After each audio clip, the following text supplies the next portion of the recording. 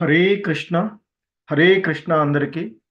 18 రోజులలో భగవద్గీత అవగాహనము అనేటువంటి ఈ కార్యక్రమానికి హాజరవుతున్నటువంటి మీ అందరికీ ఇస్కాన్ శ్రీ శ్రీ రాధా గోవింద ఆలయము మంగళూరు కర్ణాటక తరపున స్వాగతం తెలియచేస్తూ ఉన్నాము.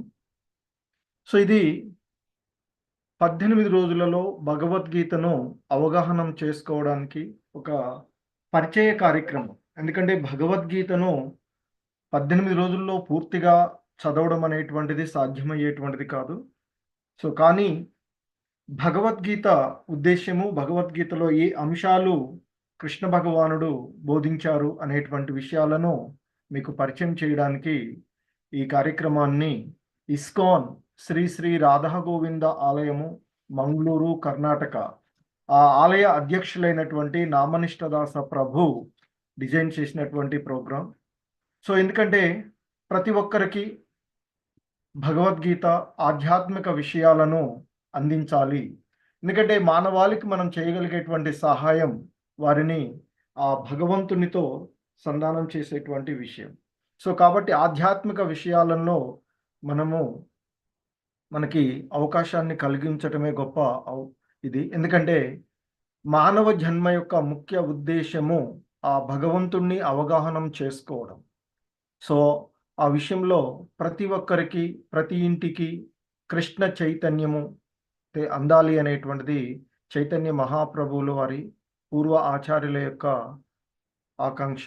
దాన్ని నెరవేర్చడానికి మన ఆలయ అధ్యక్షులైనటువంటి నామనిష్టదాస ప్రభు నిరంతరం కృషి చేస్తూ ఉన్నటువంటి కార్యక్రమము ఈ 18 రోజులలో భగవద్గీత అవగాహనము అనేటువంటి ఈ కార్యక్రమం.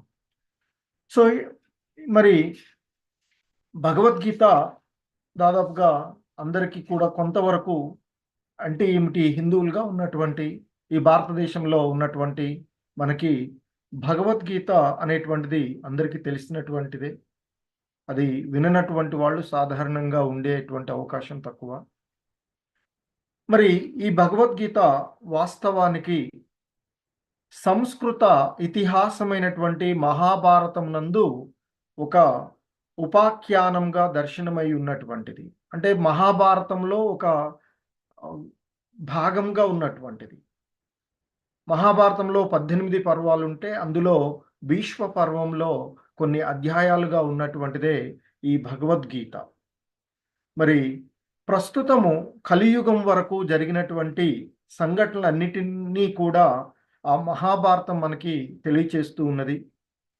అందులో ఈ 5000 దాదాపుగా 5000 సంవత్సరాలకు పూర్వము, అంటే ఈ కలియుగం ఆరంభంలో, కలియుగం ప్రారంభమై 5125 సంవత్సరాల వరకు అవుతుంది కనుక ఈ 5000 సంవత్సరాలకు పూర్వము ఈ కలియుగ ఆరంభంలో శ్రీకృష్ణ భగవానుడు తన స్నేహితుడు మరియు భక్తుడైనటువంటి అర్జునుడికి ఉపదేశించినటువంటి ఉపదేశమే భగవద్గీత. ఈ భగవద్గీత అనేటువంటిది ద్వాపర యుగ అంతంలో కలియుగ ప్రారంభంలో చెప్పబడినటువంటి ఇది. అయితే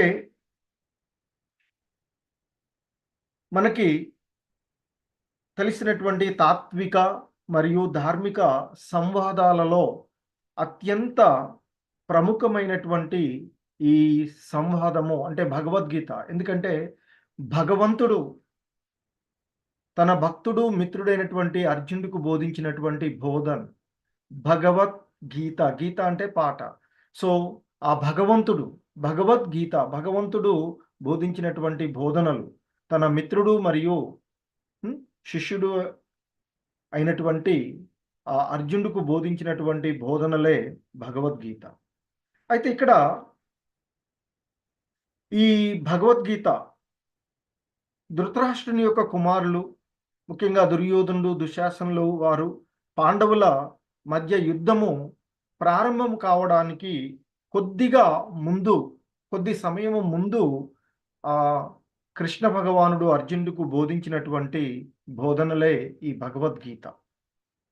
మరి ఇక్కడ పాండవులు కౌరవుల గురించి చూసినట్లయితే పూర్వము ఈ భూమండలాన్ని పరిపాలించినటువంటి భరత మహారాజు నుంచి వచ్చినటువంటిదే కురువంశము. ఆ కురువంశమునందు ధృతరాష్ట్రుడు, పాండురాజు అనేటువంటి ఇద్దరు అన్నదమ్ములు. మరి భరత మహారాజు పేరు నుండే మనకి మహాభారతం వచ్చినటువంటిది. వాస్తవానికి ధృతరాష్ట్రుడు పెద్దవాడు, జ్యేష్ఠుడు. కానీ పుట్టు గుడ్డివాడైనటువంటి కారణంన ఆయనకు చెందవలసినటువంటి సింహాసనం ఏదైతే ఉందో అది పాండురాజుకి ఇవ్వబడుతుంది. అయితే పాండురాజు చిన్నతనంలోనే మరణించడం జరుగుతుంది. అంటే యుక్త వయసులో వివాహం అయిపోయిన తర్వాత కొంతకాలానికి ఆయన మరణించినప్పుడు ఆయన యొక్క 5గురు సంతానము ధర్మరాజు, భీముడు, అర్జునుడు, నకుల, సహదేవులు ఆ ధృతరాష్ట్రుని రక్షణలోకి, ఎందుకంటే ధృతరాష్ట్రుడు తాత్కాలిక రాజుగా, కార్యనిర్వాహక రాజుగా ఉన్నటువంటి సందర్భము. సో అప్పుడు ఆ ధృతరాష్ట్రుని యొక్క కుమారులు 9 కుమారులు, ఆ తర్వాత ఈ పాండవులు 5గురు కూడా ఆ అంటే ధృతరాష్ట్రుని యొక్క రాజగృహం నందే పెరిగి పెద్దవారు కావడము. తర్వాత అటు పాండవులు, కౌరవులు ఇద్దరు కూడా ద్రోణాచార్యుడైనటువంటి గురువు ద్వారా విద్యలు నేర్చుకోవడము, అలాగే గౌరవ పితామహుడైనటువంటి భీష్ముని యొక్క మార్గదర్శకంలో వాళ్ళు పెరిగినటువంటి వారు. అయినా కూడా ఆ ధృతరాష్ట్రుని యొక్క తనయులు, ముఖ్యంగా దుర్యోధనుడు పాండవులను ఎప్పుడూ ద్వేషిస్తూ ఉండేటువంటి వాడు. పాండవుల ఎడ అసూయాగ్రస్తుడై ఉండేటువంటి వాడు. మరి గుడ్డివాడు, దుష్టమతి కలిగినటువంటి ధృతరాష్ట్రుడు సైతము ఆ పాండవులకు బదులుగా తన కుమారులే, ఎందుకంటే పాండురాజు యొక్క పుత్రులు ధర్మరాజు పెద్దవాడు కనుక ధర్మరాజుకు రాజ్యం రావాలి, కానీ తన పుత్రులే రాజ్యము పొందాలి అనేటువంటి భావనతో ఉండేవాడు. ఆ విధంగా దుర్యోధనుడు ధృతరాష్ట్రుని సమ్మతితో ఆ పాండు తనయులను చంపడానికి కూడా కుట్ర పన్నేటువంటి జరుగుతుంది. కానీ వారి యొక్క పినతండ్రి అయినటువంటి విదురుడు మరియు వారికి కృష్ణుడు, వారి యొక్క మేనబావగా ఉన్నటువంటి కృష్ణుడు, ఆ రక్షణ చేత పాండవులు ఆ ప్రాణహాని నుండి బయటపడుతూ ఉంటారు. సో అయినా కానీ చివరికి ఆ దుర్యోధనుడు పాండవులను జూదానికి ఆహ్వానించి ఆ జూదంలో దుర్యోధనును అతని సహోదరులు, వారి యొక్క పత్ని అయినటువంటి ద్రౌపదిని కూడా గెలుచుకోవడం జరుగుతుంది. ఇక ఆ తర్వాత రాజకుమారులు వారందరి ఎదుటనే ద్రౌపదిని వివస్త్రం చేయడానికి ప్రయత్నించగా శ్రీకృష్ణ భగవానుడు సహాయం చేయడము, ఆమెను రక్షించడం జరుగుతుంది. ఆ తర్వాత వారు వనవాసం చేయడము, అజ్ఞాతవాసం చేసి తిరిగి వచ్చిన తర్వాత పాండవులకు ధర్మహితంగా వచ్చేటువంటి రాజ్యాన్ని ఇవ్వమని ఆ దుర్యోధనుని అడిగితే అతడు మొండిగా నిరాకరిస్తాడు. రాజ్యాన్ని ఇవ్వనంటాడు, సగం ఇవ్వమంటాడు. చివరికి క్షత్రియులుగా ఉన్నటువంటి పాండవులకు 5గురుకు 5 ఊర్లు ఇవ్వమన్నా 5 ఊళ్ళు కాదు కదా, సూది మనం మోపినంత ప్రదేశాన్ని కూడా ఇవ్వనంటాడు. సో ఆ విధంగా ఇక ఆ పాండవులకు, కౌరవులకు యుద్ధం అనివార్యమవుతుంది. ఆ సమయంలో ప్రపంచం భూమండలంపై ఉన్నటువంటి రాజులందరూ కూడా 2 భాగాలుగా విడిపోవడము, కొంతమంది ఏమో పాండవుల వైపు, మరికొందరు కౌరవుల వైపు యుద్ధంలో పాల్గొంటూ ఉన్నటువంటి సందర్భము. ఇక శ్రీకృష్ణుడు పాండవుల వైపు,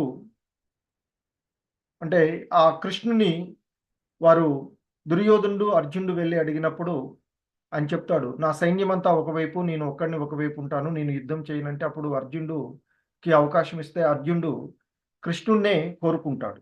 ఆ విధంగా కృష్ణుడు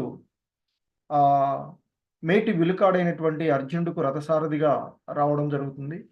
సో ఆ విధంగా ఈ కురుక్షేత్ర యుద్ధము ప్రారంభమైనటువంటి సమయము. ఆ సమయంలో అర్జునుడికి బోధించినటువంటి బోధనలే ఈ భగవద్గీత. అలాగే ఈ భగవద్గీతను మనకి అందిస్తూ ఉన్నటువంటి ప్రోగ్రాం అందిస్తున్నటువంటి ఇస్కాన్ శ్రీ శ్రీ రాధా గోవింద ఆలయము, మంగళూరు. మనకి ఇస్కాన్ అంటే international society for Krishna consciousness, అంతర్జాతీయ కృష్ణ చైతన్య సంఘము.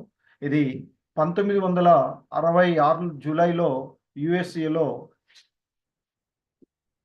శ్రీల ప్రభుపాదుల వారు, వీరే అభయ చరణారవింద భక్తి వేదాంత స్వామి ప్రభుపాదుల వారు అంటారు.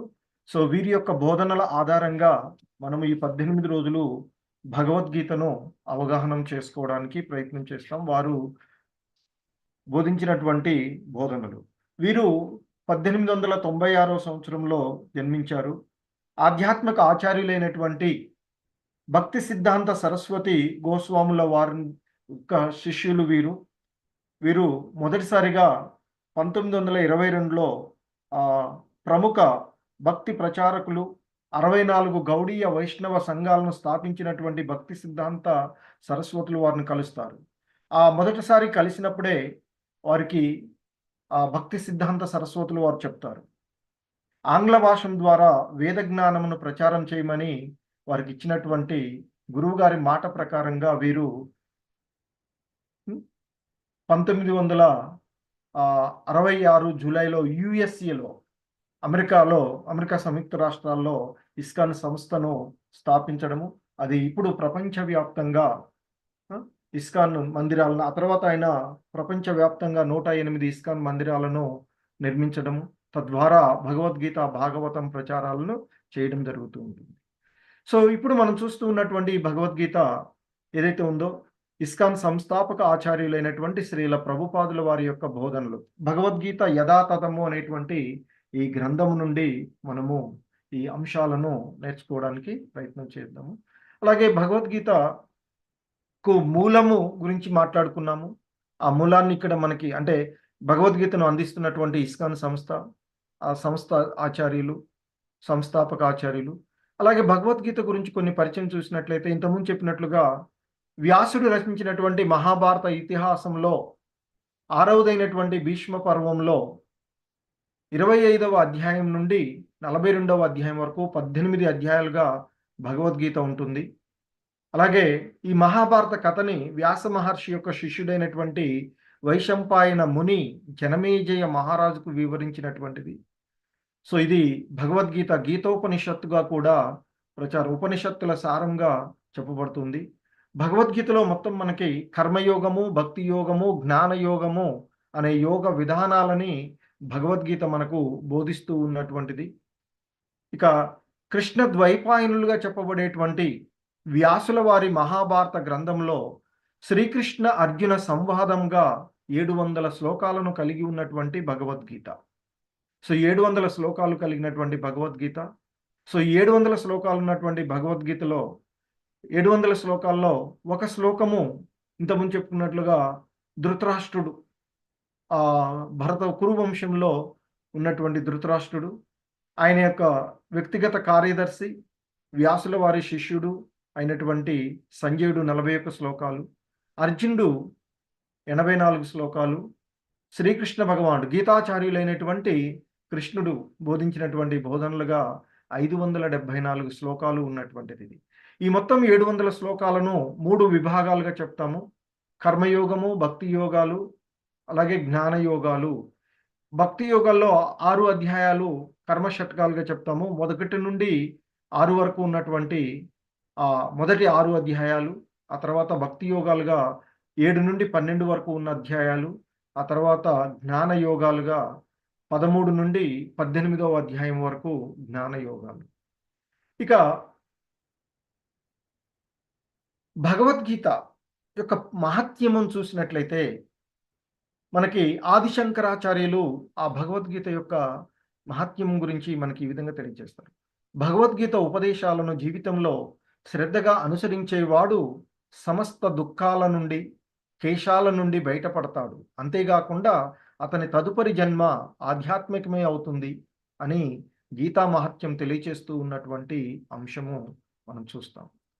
ఆయన చెప్తారు ఇక్కడ, భగవద్గీతను ఎవరైతే శ్రద్ధతోనూ సావధానంగా నిత్యం పఠిస్తారో శ్రీకృష్ణుని అనుగ్రహం వలన వారిపై పూర్వపు పాపాల ప్రభావాన్ని అవి ఏవి కూడా చూపలేవు అని చెప్తారు. సో అలాగే గీతా మహత్యం గురించి మనం ఇంకా చూసినట్లయితే, సో ఇక్కడ చెప్తారు, మలినే మోచనం పుంస జలస్నానం దినే దినే సకృద్గీతామృత స్నానం సంసార మలనాశనం అని చెప్తారు. అంటే ప్రతిరోజు మనిషి ప్రతిరోజు స్నానం చేయడం ద్వారా తనను శుభ్రపరచుకోగలుగుతాడు. కానీ పవిత్రమైన గీతాగంగలో ఒక్క మారు స్నానం చేస్తే సంసార మాలిన్యమే పూర్తిగా నశించిపోతుంది అని చెప్పబడుతూ ఉన్నటువంటిది గీతా మహత్యం. అలాగే ఇంకా చెప్తారు, గంగాజలము పావనం చేసినటువంటి వాడు ముక్తిని పొందుతాడు. మరి గీతా గంగామృతాన్ని పావనం చేసినటువంటి వారి గురించి వేరుగా చెప్పేదేంది అంటున్నారు. భగవద్గీత అనేది మహాభారతంలోని దివ్య అమృతంగా వర్ణించబడుతుంది.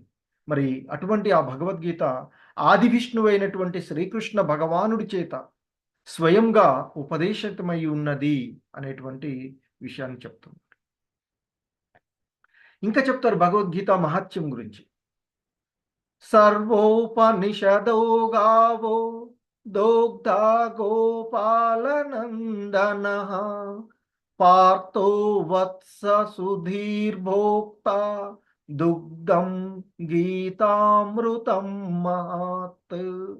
సర్వ ఉపనిషత్తుల సారమైన భగవద్గీత గోవు కాగా, సర్వోపనిషదో గావో దోగ్ధా గోపాలనందనః. మరి ఆ సర్వ ఉపనిషత్తుల సారమైనటువంటి భగవద్గీత అనేటువంటిది ఒక గోవుతో పోలుస్తూ ఉంది. మరి గోపాలుడు, ఆ గోవుని పాలించేటువంటి గోపాలునిగా ప్రసిద్ధి చెంది గాంచినటువంటి శ్రీకృష్ణ భగవానుడు ఆ గోవు నుండి క్షీరమును పితుకువాడు. మరి ఆ గోవు మనకి సర్వ ఉపనిషత్తుల సారమైనటువంటి గోవు. మరి ఆ సారంని మనకి అందించేటువంటి వాడు, అంటే గోవు నుండి క్షీరాన్ని మనకి పాలన అందించేటువంటి వాడు ఎవరు? శ్రీకృష్ణ భగవానుడు. మరి ఇక్కడ గోవు పాలనివ్వాలంటే ఏంటి? దూడ ఉండాలి దానికి కదా. సో ఇక్కడ అర్జునుడు దూడ కాగా, పార్థో వత్స సుధీర్భోక్త దుగ్ధం గీతామృతం మహత్ అని చెప్తున్నారు. అర్జునుడు దూడ కాగా పండితులు మరియు శుద్ధ భక్తులు అమృతమయమైన గీతామృతం, ఆ మయమైనటువంటి భగవద్గీత పాలను సేవించి ఆ పాలను ఆనందించేటువంటి వాళ్ళు. ఎవరికి ఆ భగవంతుడు పాలన అందిస్తున్నారంటే భక్తులకు మరియు పండితులకు దీన్ని అందిస్తూ ఉన్నారు, శుద్ధ భక్తులకు అని చెప్తున్నారు. ఇంకా ఆ గీతా మహాత్మ్యం గురించి, ఆ దేవాది దేవుడైనటువంటి కృష్ణ భగవానుడి గురించి గీతా మహాత్మ్యంలో ఈ విధంగా చెప్పబడుతుంది. ఏకం శాస్త్రం దేవకీ పుత్ర గీతం, ఏకో దేవో దేవకీ పుత్ర ఏవ, ఏకో మంత్రస్య నామాని యాని, కర్మాప్యేకం తస్య దేవస్య సేవా. సో ఇంకా మనకి ఇక్కడ తెలియజేస్తున్నటువంటి అంశం ఏంటంటే, ప్రస్తుత కాలంలో జనులందరూ కూడా ఒకే ఒక్క శాస్త్రం, ఒకే ఒక్క దేవుడు, ఒకే ఒక్క ధర్మము, ఒకే ఒక్క కర్మ ఉండాలని కోరుకుంటూ ఉంటారు. అందుకే ఏకం శాస్త్రం దేవకీ పుత్ర గీతం. మరి దేవకీ పుత్రుడుగా వచ్చినట్టు దేవకి ఆ వసుదేవుల పుత్రుడిగా వచ్చినటువంటి వారు ఎవరు? కృష్ణుడు. మరి కృష్ణ భగవానుడు బోధించినటువంటి శాస్త్రం ఏంటి అంటే భగవద్గీత. కాబట్టి ఏకం శాస్త్రం దేవకీ పుత్ర గీతం. భగవద్గీత ఒక్కటే సమస్త ప్రపంచానికి సంబంధించిన గ్రంథమగుగాక. ఇది కులాలకు, మతాలకి, ప్రాంతాలకు, కాలాలకి అతీతమైనటువంటి గ్రంథం. ఒకే ఒక్క గ్రంథానికి దాని జన్మదినోత్సవం కూడా, ఆవిర్భావ దినోత్సవం జరుపుతాం. గీతా ఆవిర్భావ దినోత్సవం జరుపుకుంటాం డిసెంబర్ ఆ టైంలో. సో మరి ఏ మనం ఎక్కడ వెతికినా ఏ గ్రంథానికి కానీ, ఎవరు రచించినటువంటి ఎటువంటి గ్రంథానికి కానీ దాని యొక్క ఆవిర్భావ దినోత్సవం ఉండదు. కానీ గీత ఆవిర్భావ దినోత్సవం జరుపుకుంటాం. సో మరి అటువంటి ప్రపంచవ్యాప్తంగా ఒకే ఒక్క ధర్మం, కులాలకి, మతాలకి, ప్రాంతాలకి, కాలాలకి అతీతంగా ఉండేటువంటి గ్రంథం భగవద్గీత. ఏకం శాస్త్రం దేవకీ పుత్ర గీతం. భగవద్గీత ఒక్కటే సమస్త ప్రపంచానికి సంబంధించిన గ్రంథం. ఇది మన మానవాళి జీవన విధానం ఎలా ఉండాలి, మనం ఏంటి అనేది తెలియచేసేటువంటి గ్రంథము ఈ భగవద్గీత. అలాగే ఏకో దేవం దేవకీ పుత్ర ఏవా. ఒకే ఒక్క దేవుడు ఎవరు అంటే ఆ దేవకీపుత్రుడు. దేవకీపుత్రుడు ఎవరు? కృష్ణ భగవానుడు. సో, కాబట్టి సమస్త ప్రపంచానికి శ్రీకృష్ణ భగవానుడే ఒకే ఒక్క దేవాది దేవుడు. అనేకమైనటువంటి దేవతలున్నా గాని మనకి దేవాది దేవుడు మాత్రం కృష్ణ భగవానుడే అని చెప్తుంది. శ్రీకృష్ణ భగవానుడు ఒక్కడే దేవాది దేవుడు. అలాగే ఇంకా చెప్తున్నారు. ఏకో మంత్రస్తస్య నామాని యాని. మంత్ర తస్య నామాని యాని. అంటే ఆయన యొక్క నామమే ఏకైక మంత్రము. ఈ కలియుగ ధర్మం అన్ని శాస్త్రాలు కూడా చెప్తూ ఉన్నటువంటి, అన్ని శాస్త్రాల ద్వారా మనకి తెలియచేయబడుతూ ఉన్నటువంటి అంశము భగవంతుని యొక్క నామస్మరణమే ఈ కలి కల్మషాల నుండి బయటపడగలిగేటువంటి ఏకైక మంత్రము, ఏకైక ఇది హరే కృష్ణ మహామంత్రం అని చెప్తారు. ఏంటంటే హరే కృష్ణ కృష్ణ కృష్ణ హరే హరి, హరే రామ రామ రామ హరే హరే అంటూ ఆ భగవంతుని యొక్క నామం అది ఈ కల్మషాలన్నింటి నుండి కూడా బయటపడవేయగలిగేటువంటి ఏకైక మంత్రము అని చెప్తూ ఉంటుంటారు. ఎందుకంటే మనకి బృహన్నారదీయ పురాణంలో చెప్పబడుతూ ఉంటుంది. హరే నామ హరే నామైవ కేవలం కలౌ నాస్త్యైవ గతిరన్యదా అని చెప్పబడింది. అంటే ఈ కలహాల కపట యుగంలో ముక్తికి భగవన్నామ కీర్తనము ఒకటే మార్గము. అదే హరే కృష్ణ కృష్ణ కృష్ణ హరే హరి, హరే రామ రామ రామ హరే హరే అనేది ఆ కృష్ణ నామము ఏకైక మంత్రము అని చెప్పబడుతూ ఉన్నటువంటిది. సో ఈ నామమే ఇక్కడ చెప్తారు ఏమంటే ఇంకా ఇది షోడశక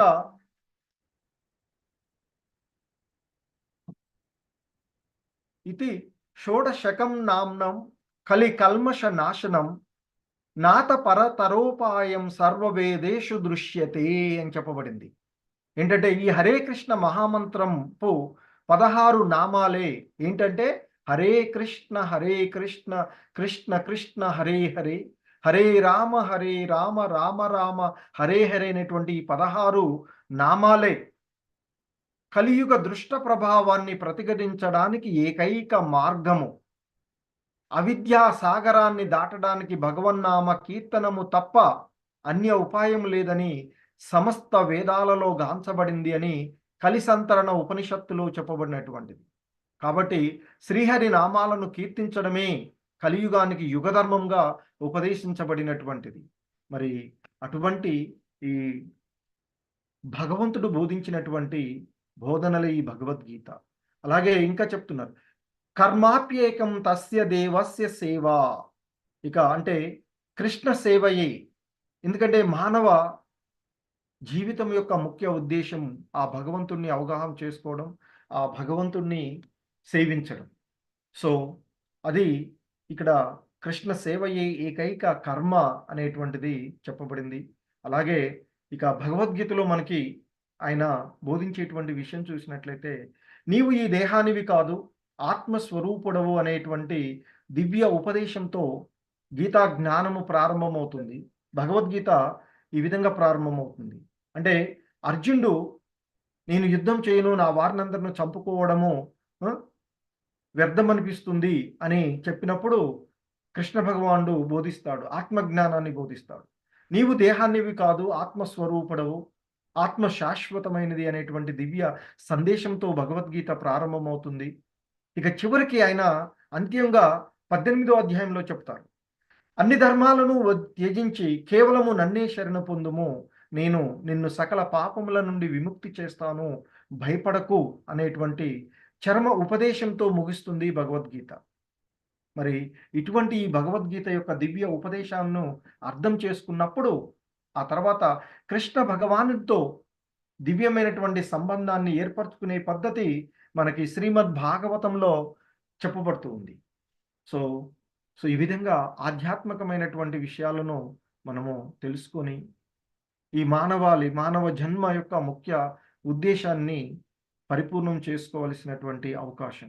దానికి ఈ మానవాళ్ళందరికీ కూడా ఆ భగవంతుని యొక్క నామం సరళం. ఈ కలియుగంలో యజ్ఞయాగాదులు, అర్చనలు, తపస్సులు చేసేటువంటి సమయం లేనటువంటి మనకి ఆ చైతన్య మహాప్రభువుల వారు సుమారు 500 సంవత్సరాలకు పూర్వము భక్తుడుగా వచ్చి, ఆ భగవంతుని యొక్క అవతారమే భక్తుడుగా వచ్చి, ఈ మానవాళందరినీ ఉద్ధరించడానికి మనకివ్వబడినటువంటి సరళమైనటువంటి విధానము నామ సంకీర్తనం.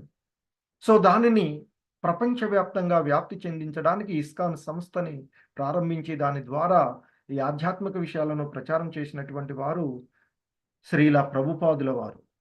అలాగే మనకు భగవద్గీత 5 అంశాలను బోధిస్తుంది. అవే ఈశ్వరుడు అంటే ఆ భగవంతుడిని గురించి తెలియచేస్తుంది. జీవుడు ఈ ఆత్మలు గురించి అంటే మనల్ని జీవులను గురించి, అలాగే ఈ ప్రకృతి గురించి, అలాగే కాలం. సో, సర్వాన్ని హరించేటువంటి కాలం గురించి, అలాగే మనము ఆచరించేటువంటి కర్మలు. సో, ఇవి 5 అంశాలు. ఈశ్వర, జీవ, ప్రకృతి, కాల మరియు కర్మ అనేటువంటి అంశాలు 5 అంశాలను మనకు భగవద్గీత బోధిస్తుంది. 3 యోగాల ద్వారా కర్మయోగాలు, భక్తి యోగాలు, జ్ఞాన యోగ విధానంతో. సో, ఇక ఇది భగవద్గీత గురించి పరిచయము. హరే కృష్ణ. ఇక ఈరోజు అధ్యాయానికొచ్చినట్లయితే 18 రోజుల్లో భగవద్గీత అవగాహనము అనేటువంటి కార్యక్రమంలో మొదటి రోజు మనము మొదటి అధ్యాయమైనటువంటి కురుక్షేత్ర రణరంగమున సైనిక పరిశీలనము, దీనినే అర్జున విషాద యోగము అని కూడా పిలుస్తాము. సో, దీన్ని ఈరోజు మనము మొదటి అధ్యాయంగా మొదటి రోజు తెలుసుకోవడానికి ప్రయత్నం చేద్దాము. సో, ఈ అధ్యాయాన్ని మనం ప్రారంభించుకునే ముందుగా ప్రార్థన. సో, ముందుగా గురు ప్రణామము. ఓం అజ్ఞానతిమిరాంధస్య జ్ఞానాంజనశలాకయా చక్షుర్మిలితం యేన తస్మై శ్రీగురవే నమః. శ్రీచైతన్యమనోభీష్టం స్థాపితం యేన భూతలే స్వయం రూపః కదా మహ్యం దదాతి స్వపదాంతికం. మంగళాచరణం. వందేహం శ్రీగురో శ్రీయుతపదకమలం శ్రీగురూన్ వైష్ణవాం చ శ్రీరూపం సాగ్రజాతం సహగణ రఘునాథాన్వితం తం సజీవం సాద్వైతం సావధూతం పరిజన సహితం కృష్ణ చైతన్య దేవం శ్రీ రాధా కృష్ణ పాదాన్ సహగణ లలిత శ్రీ విశాఖాన్వితాం చ. శ్రీల ప్రభుపాద ప్రణతి. నమా ఓం విష్ణుపాదాయ కృష్ణ ప్రేష్టాయ భూతలే శ్రీమతే భక్తి వేదాంత స్వామినితి నామిని. నమస్తే సారస్వతీ దేవే గౌరవాణి ప్రచారిణి నిర్విశేష శూన్యవాది పాశ్చాత్య దేశతారిణి. శ్రీకృష్ణ ప్రణామము.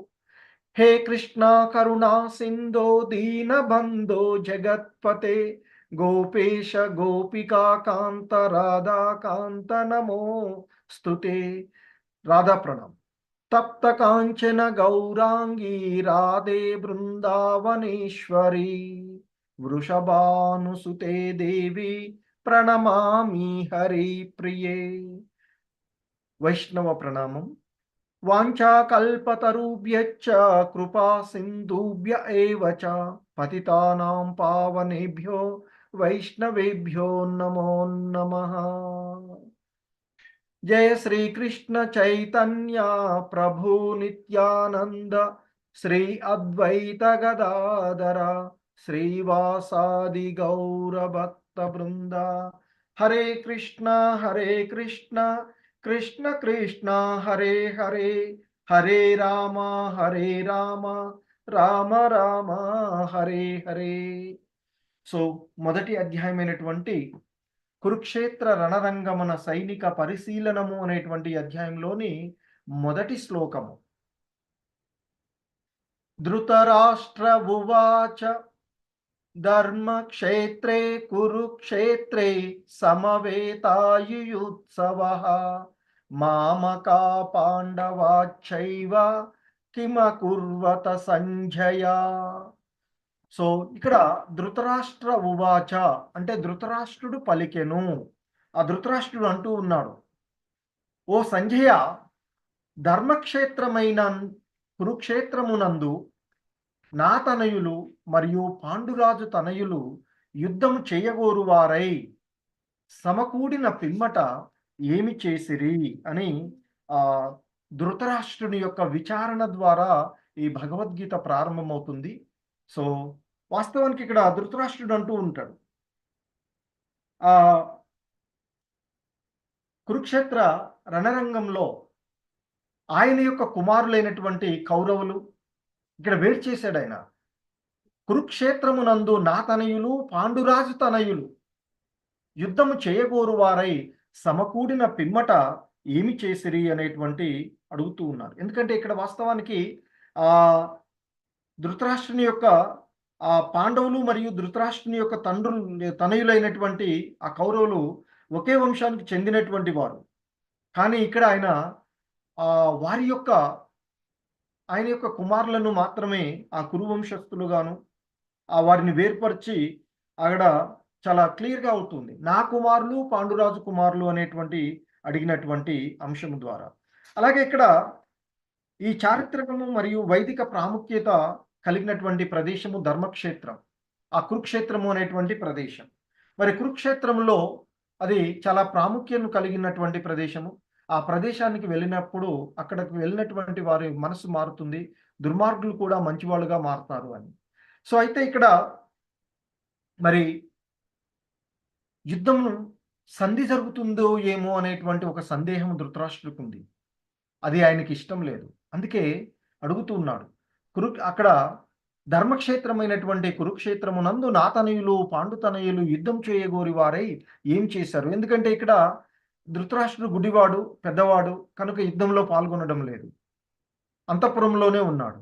అక్కడ నుండి ఆ కురుక్షేత్రంలో జరుగుతూ ఉన్నటువంటి విషయాలను తెలుసుకోగోరినటువంటి వాడై సంజయుడిని అడుగుతున్నాడు. సంజయుడు ఆయన యొక్క వ్యక్తిగత కార్యదర్శి మరియు ఆయనకు రథసారథిగా ఉన్నటువంటి వాడు. అలాగే సంజయుడు వ్యాసుల వారి యొక్క శిష్యుడు.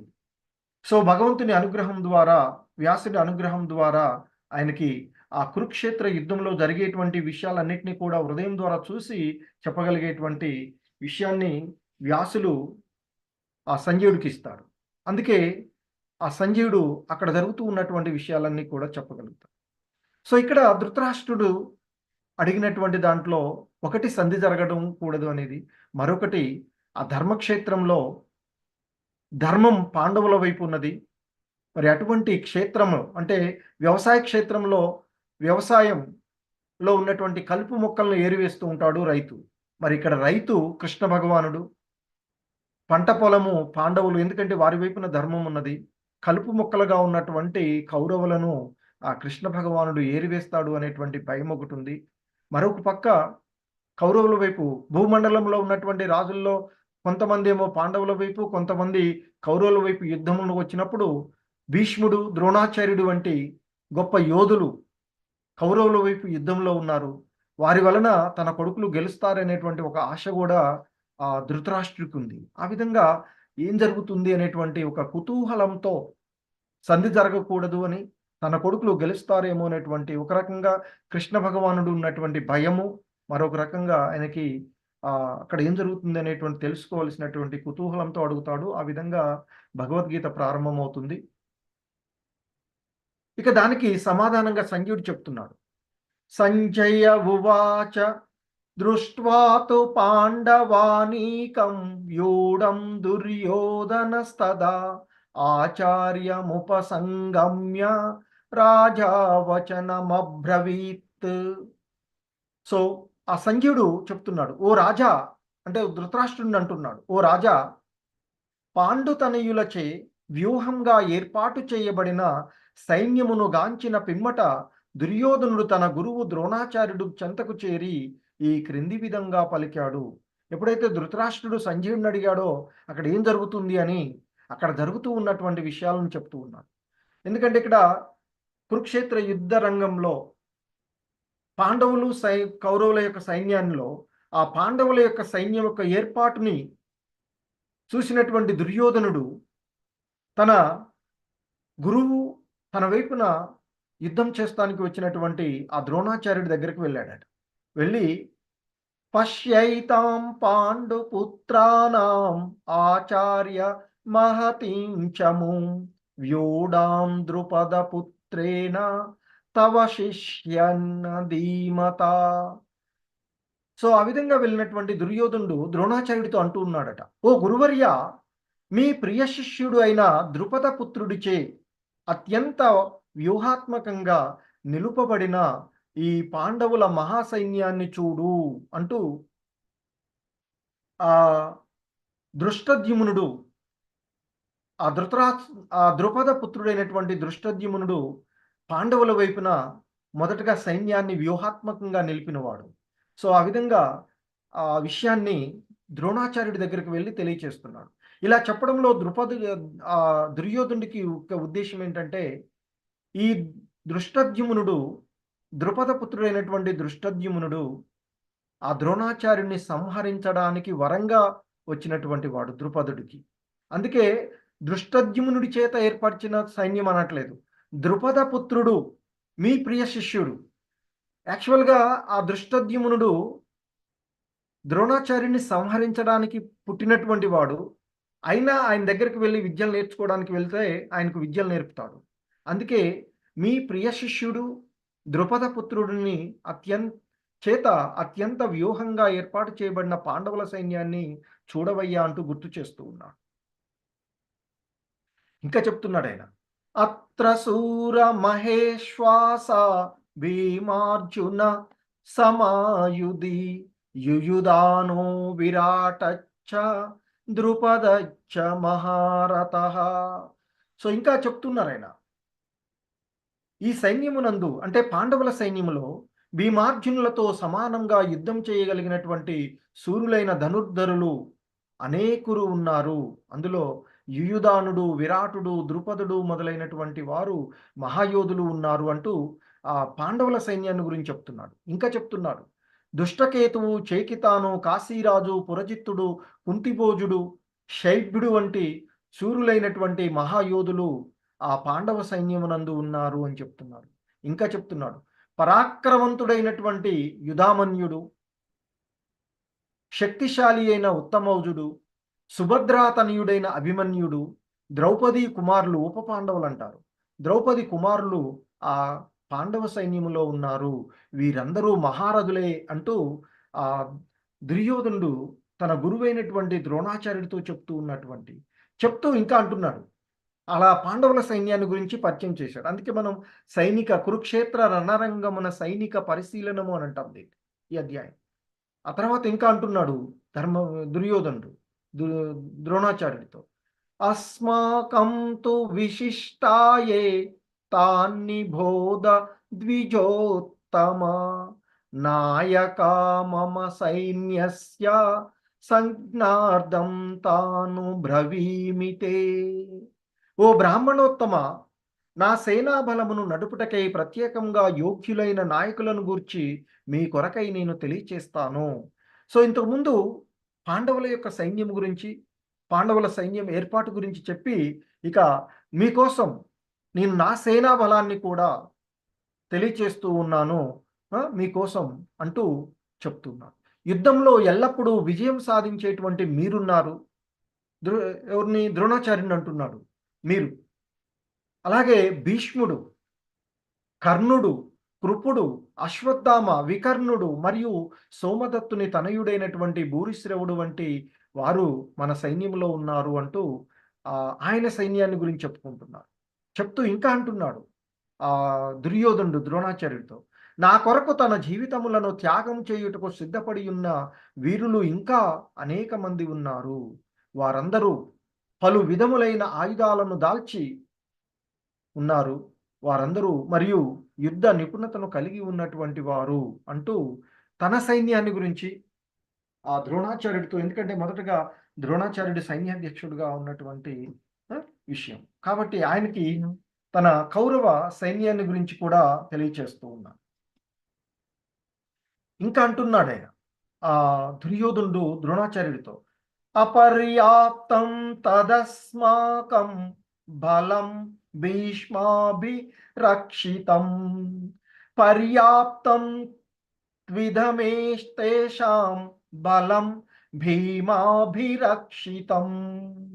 సో ఇంకా చెప్తున్నారు ఆయన, మన సైన్య బలం లెక్కింపలేనిదిగా ఉన్నది, మరియు మనము పితామహుడైన భీష్ముని చేత సంపూర్ణంగా రక్షింపబడుతున్నాం. పర్యాప్తం తదస్మాకం బలం భీష్మాభిరక్షితం. మన సైన్యమేమో చాలా ఎక్కువగా ఉంది, మనము పితామహుడైనటువంటి భీష్ముని చేత రక్షింపబడుతూ ఉన్నాము.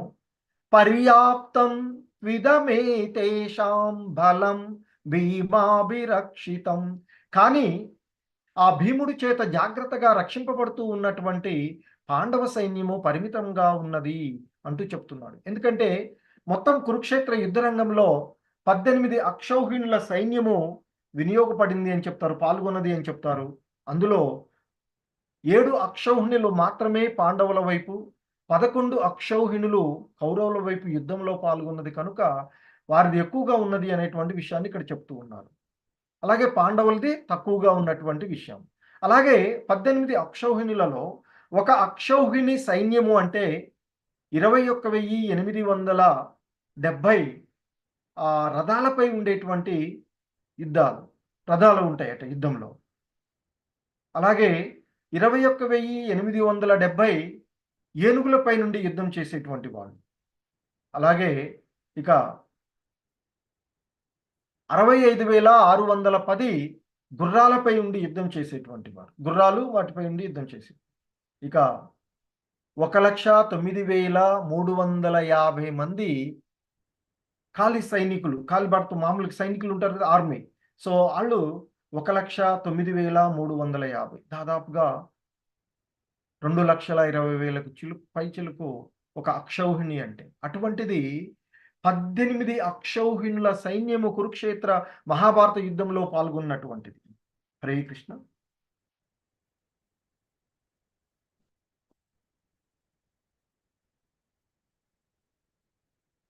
సో ఇంకా చెప్తున్నారు ఆయన, అయనేషు చ సర్వేషు యథాభాగమవస్థితాః భీష్మమేవాభిరక్షంతు భవంత సర్వ ఏవ హి. సో కాబట్టి ఇంకా అంటున్నాడు దుర్యోధనుడు, కౌరవ సేనా నాయకులందరికీ మీరు మీ యొక్క వ్యూహాత్మక స్థానాలను పరిరక్షిస్తూ ఆ భీష్మ పితామహుడికి పూర్తి సహకారము అందించమని పిలుపునిస్తూ ఉన్నాను అంటూ చెప్తున్నాడు.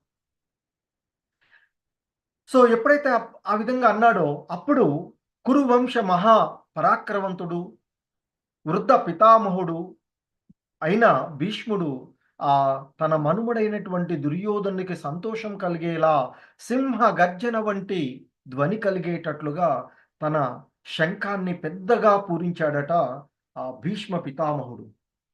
ఎందుకంటే యుద్ధ రంగం ప్రారంభంలో అక్కడ మనం అంత ఉండేటువంటి దాంట్లో తెలియదు కనుక శంఖనాదాలు పూరించడం ద్వారా, అంటే ప్రారంభ సూచికలుగా శంఖాలను పూరించడము, పెద్ద పెద్ద శబ్దాలు చేస్తూ ఉంటారు. తద్వారా వాళ్ళు ఆ యుద్ధంలో పాల్గొంటూ ఉంటారు. సో ఎప్పుడైతే ఆ విధంగా ఆ దుర్యోధనుడు అన్నాడో, ఇక దుర్యోధనుడికి సంతోషం కలిగేలాగా ఆ భీష్ముడు తన యొక్క శంఖాన్ని సింహధ్వని కలిగేలాగా శంఖాన్ని పూరించాడట. ఆ విధంగా శంఖాన్ని పూరించినటువంటి తర్వాత ఇక పిమ్మట శంఖాలు, వివిధమైనటువంటి వాద్యాలు, భేరులు, శృంగాలు అన్నీ కూడా ఆ కౌరవుల సైన్యం నుండి ఒక్కసారిగా మ్రోగించబడ్డాయట. ఆ సంఘటిత ధ్వని మిక్కిలి భీకరంగా ఉన్నది అని చెప్తూ ఉన్నారు. ఎప్పుడైతే ఆ విధంగా కౌరవుల వైపు నుండి యుద్ధ ప్రారంభ శంఖనాదాలు పూరించబడ్డాయో, ఇక పాండవుల వైపు నుండి చెప్తూ ఉన్నాడు, తతస్వేతరహైర్యుక్తే మహతి స్యందనే స్థితౌ మాధవ పాండవచ్చైవ దివ్యౌ శంకౌ ప్రదద్మతుః.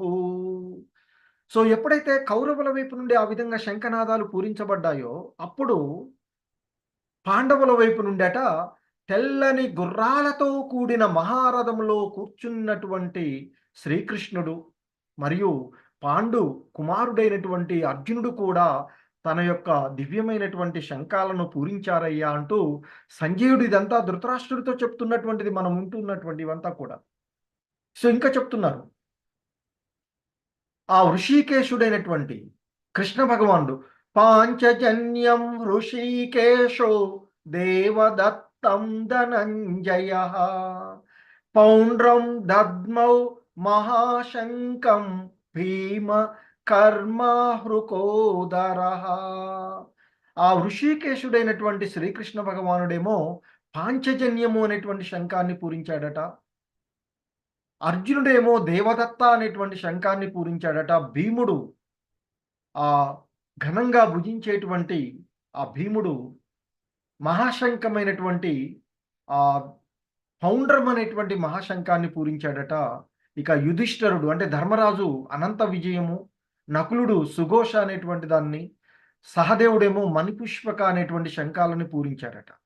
ఇంకా చెప్తున్నారు, గొప్ప విలుకాడైన కాశీరాజు, యోధుడైన శిఖండి, దృష్టద్యుమ్నుడు, విరాటుడు, జైంపర అనేటువంటి సాత్యకి, ద్రుపదుడు, ద్రౌపదీ తనయులు, గొప్ప బాహువులు కలిగిన సుభద్రా తనయుడు మున్నగు వీరులందరూ తమ తమ శంఖాలను పూరించారయ్యా అంటూ సంజయుడు ధృతరాష్ట్రుడితో చెప్తూ ఉన్నటువంటి.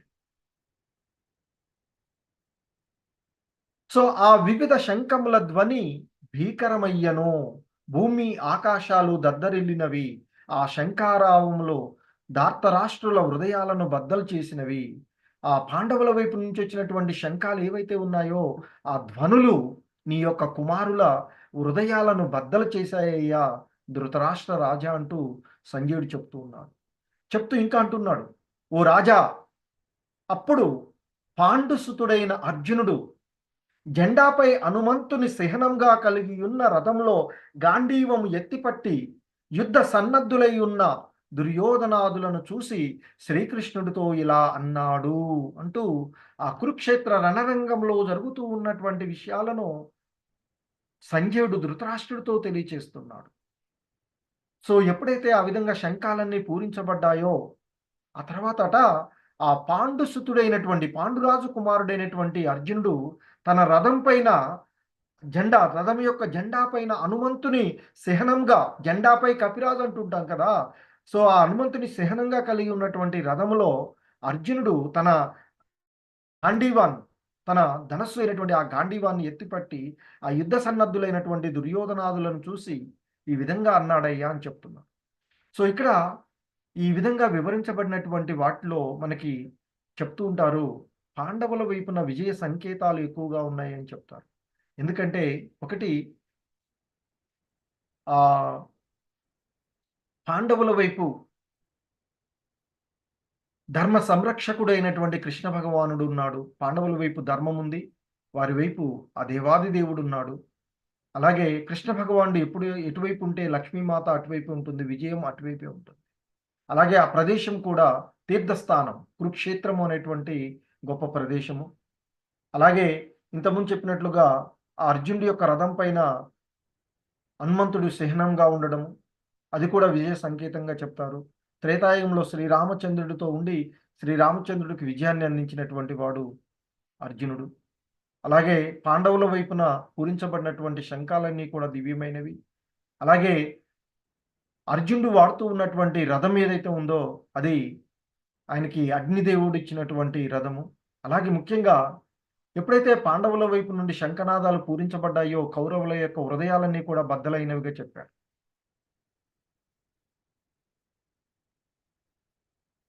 సో ఇక అర్జునుడు అంటున్నాడట ఈ విధంగా, అర్జున ఉవాచ సేనయోరుభయోర్మధ్యే రథం స్థాపయ మే అచ్యుత యావదేతాన్ నిరీక్షేహం యోద్ధు కామానవస్థితాన్ కైర్మయ సహ యోద్ధవ్యం అస్మిన్ రణసముద్యమే. అర్జునుడు అన్నాడట కృష్ణ భగవాన్తో, ఓ అచ్యుత, అచ్యుతుడు అంటే నశింపు లేనటువంటి వాడు, చ్యుతు లేనటువంటి వాడు అచ్యుతుడు, దేవాది దేవుడైనటువంటి కృష్ణ భగవానుడు, నా రథమును రెండు సైన్యాల మధ్యలో నిలుపుము, తద్వారా ఈ మహాయుద్ధ రణరంగములో నేనెవరెవరితో యుద్ధం చేయవలసి ఉన్నదో చూసు అవకాశము కలుగును అంటూ ఆ అర్జునుడు కృష్ణ భగవానుతో తన రథసారథిగా ఉన్న ఆ దేవాది దేవుడైనటువంటి కృష్ణ భగవానుడితో అంటూ ఉన్నాడట. సో మళ్ళీ సంజయుడు చెప్తున్నాడు ధృతరాష్ట్రుడితో. సంజయ ఉవాచ ఏవముక్తో హృషీకేశో గుడాకేశేన భారత సేనయోరుభయోర్మధ్యే స్థాపయిత్వా రథోత్తమం. సంజయుడు అంటున్నాడు, ఓ భరతవంశీయుడా ధృతరాష్ట్ర మహారాజా, అర్జును చేత ఆ విధంగా సంబోధింపబడినటువంటి వాడై, అంటే అర్జునుడు రథసారథిగా ఉన్న ఆ కృష్ణ భగవానుడు ఉత్తమమైన రథమును, అంటే ఆ అర్జునుడు నిలిచి ఉన్నటువంటి రథం ఏదైతే ఉందో ఆ రథము ఉత్తమమైన రథమును ఇరుపక్షపు సేనల నడుమ నిలిపెను. ఎందుకంటే అర్జునుడు అడిగాడు, నా రథాన్ని ఈ రెండు సైన్యాల మధ్యలో ఉంచవయ్యా, తద్వారా నేను ఎవరెవరితో యుద్ధం చేయవలసిందో ఒకసారి చూస్తాను అని అడిగాడు కదా. సో అందుకు ఆ భగవంతుడు కృష్ణ భగవానుడు ఆ ఉత్తమమైనటువంటి రథాన్ని ఇరు సైన్యాల మధ్యలోకి తీసుకువెళ్ళి నిలిపాడట. ఇంకా చెప్తున్నాడు, భీష్మ ద్రోణ ప్రముఖతః సర్వేషాం చ మహి హరే కృష్ణ మహీక్షితాం ఉవాచ పార్థ పశ్యైతాన్ సమవేతాన్ కురునితి. సో ఇంకా చెప్తున్నాడు, ఏమని చెప్తున్నాడు సంజయుడు ఇక్కడ ధృతరాష్ట్రుడితో, భీష్ముడు ద్రోణుడు మరియు ఇతర భూపాలకుల సమక్షంలో శ్రీకృష్ణుడు, ఓ పార్థ, ఇచ్చట కూడి ఉన్నటువంటి కురు వంశీయులందరినీ గాంచు అని పలికాడు. అంటే అక్కడ ఆ రెండు సైన్యాల మధ్యలో నిలిపి ఈ యుద్ధం చేయడానికి వచ్చినటువంటి మీ కురు వంశస్థులని చూడవయ్యా అంటూ, ముఖ్యంగా తనకి విద్యలు నేర్పినటువంటి గురువు ద్రోణాచార్యుడు మరియు తన పితామహుడు మార్గదర్శకుడు అయిన ఆయనకి ఆ భీష్ముడు వాళ్ళిద్దరు ఎదురుగాను ఇతర, ఎందుకంటే భూపాలకులు ఆ భూమండలాన్ని పరిపాలిస్తున్నటువంటి ఇతర రాజులు కూడా అక్కడికి వచ్చినటువంటి వాళ్ళు. సో అక్కడ నిలిపి, ఇక చూడవయ్యా నువ్వు ఎవరెవరితో యుద్ధం చేయవలసి ఉన్నదో అంటూ ఆ కృష్ణ భగవానుడు అర్జున్తో అన్నాడట. సో ఇంకా చెప్తున్నాడు సంజయుడు ధృతరాష్ట్రుడితో, తత్ర పశ్యత్ స్థితాన్ పార్థః పితॄన్ నత పితామహాన్ ఆచార్యాన్ మాతులాన్ భ్రాతॄన్ పుత్రాన్ పౌత్రాన్ సఖీంస్తతా స్వసురాన్ సుహృదచ్చైవ సేనయోరుభయోరోపి. సో ఇంకా చెప్తున్నాడు సంజయుడు ధృతరాష్ట్రుడితో, సేనల నడుమ నిలిచిన అర్జునుడు తత్ర పశ్యత స్థితాన్ పార్థ, ఆ అర్జునుడు పార్థ అంటే ఇక్కడ పృథ్వీ కుమారుడైనటువంటి ఆయన ఎక్కడ ఉన్నటువంటి పితృన్నత పితామహన్, అక్కడ తల్లిదండ్రులను అంటే తన తండ్రులను తాతలను గురువులను మేనమామలను సోదరులను పుత్రులను మనుమలను స్నేహితులను మామలను శ్రేయోభిలాషులను చూశాడట. ఎందుకంటే అక్కడ యుద్ధం ఎవరెవరికి జరుగుతుంది, అన్నదమ్ముల మధ్య, ఇరు వంశాలకు మధ్య జరుగుతూ ఉన్న యుద్ధం. సో కాబట్టి అక్కడ ఉన్నది ఎవరు, వారి యొక్క తండ్రులు తాతలు గురువులు మేనమామలు సోదరులు పుత్రులు మనుమలు స్నేహితులు మామలు వాళ్ళందరినీ చూశాడట అర్జునుడు. ఇంకా చెప్తున్నాడు, తాన్ సమీక్ష్య స కౌంతేయ సర్వాన్ బంధూనవస్థితాన్ కృపయా పరయో విష్టో విషీదన్నిదమబ్రవీత్. సో కుంతి తనయుడైనటువంటి అర్జునుడు అక్కడ ఉన్నటువంటి తన స్నేహితులను బంధువులను చూసి కరుణతో నిండివాడై ఈ విధంగా అన్నాడయ్యా అని చెప్తున్నాడు. అర్జున్ అంటున్నాడట, అర్జున ఉవాచ దృష్ట్వేమం స్వజనం కృష్ణ యుయుత్సం సముపస్థితం సీదంతి మమ గాత్రాణి ముఖం చ పరిశుష్యతి. అర్జునుడు అన్నాడట, ఓ కృష్ణ, యుద్ధ ఆసక్తులై ఎదురుగా ఉన్న చుట్టాలను చూడగానే నా అవయవాలన్నీ తడబడుతూ ఉన్నాయి, నా నోరు ఎండిపోతూ ఉన్నదయ్యా అంటూ అర్జునుడు అంటున్నాడట. అంటూ ఇంకా అంటున్నాడు అర్జునుడు, వేపదుచ్చ శరీరే మే రోమహర్షచ్చ జాయతే గాంధీవం స్రంసతే హస్తాత్ త్వచ్చైవ పరిదహ్యతే.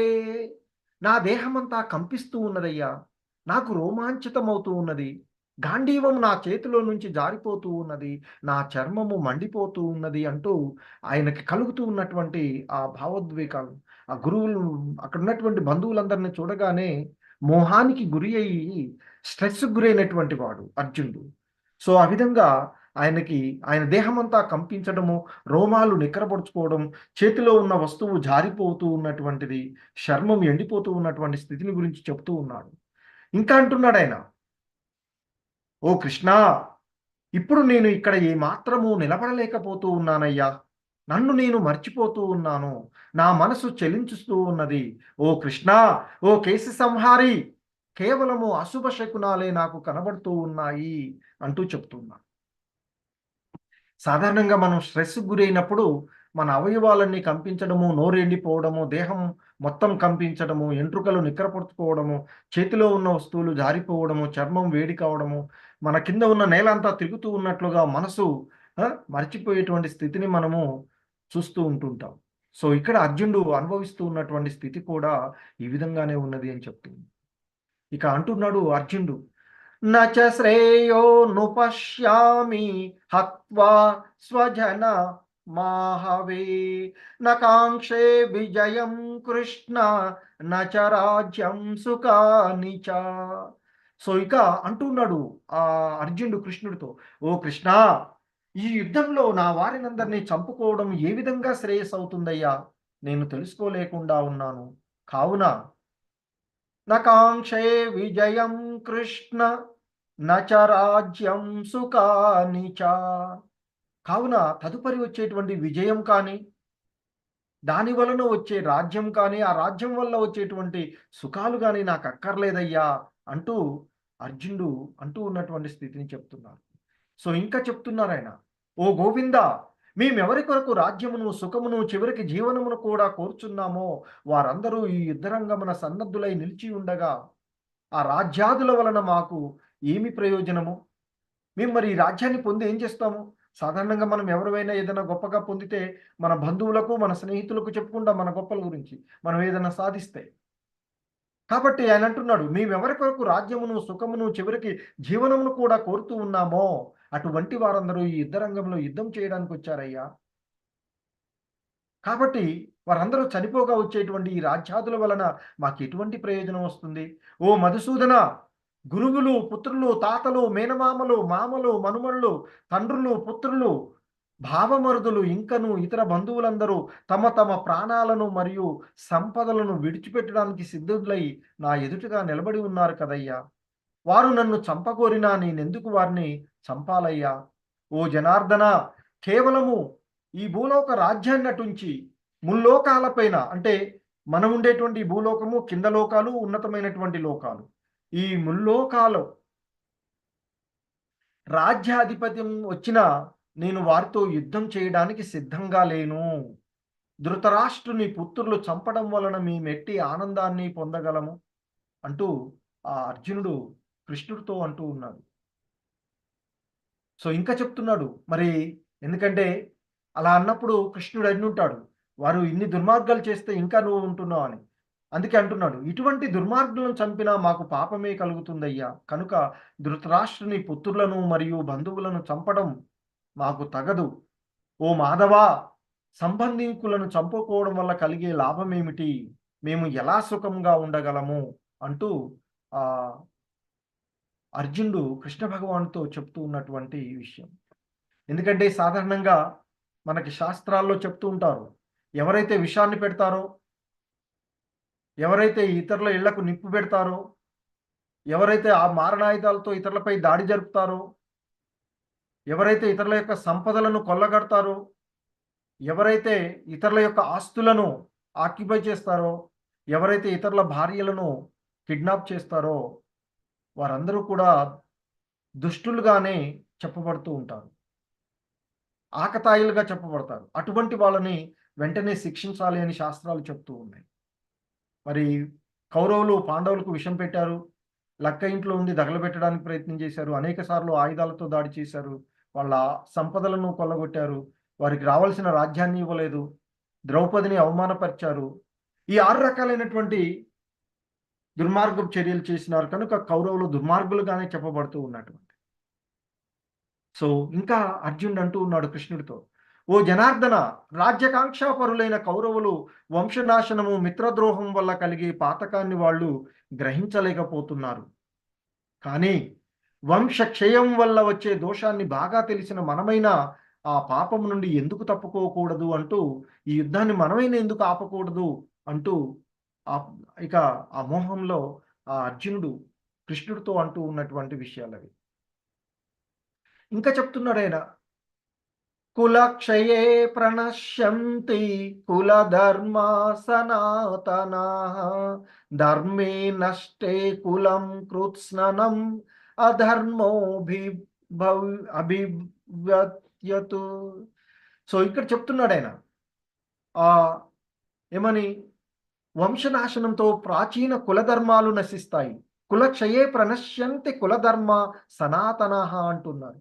ధర్మే నష్టే కులం కృత్స్ననం అధర్మోభి భవత్యుత అంటున్నాడు.